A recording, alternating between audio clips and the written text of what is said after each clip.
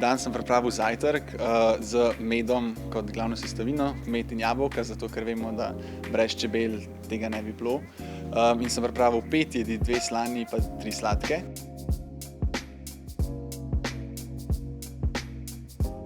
Novi Jajna logotip tam je posebno to, ker smo integrirali noter prvi hotel za čebele. In sicer ne za katerekoli čebele, za čebele samotarke.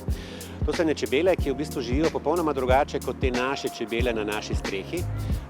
Iščejo luknjice v naravi in zaradi tega smo jim omogočili kar 1000 nekih luknjic oziroma hotelskih sob, v katerih bodo lahko v bodoče bivale.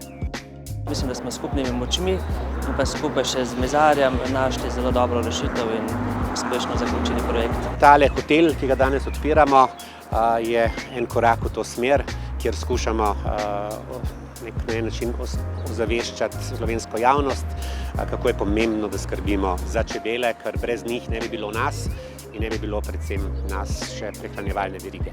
To je pomembno, da jim pomagamo, da jim postavljamo take hotele, gnezdilnice.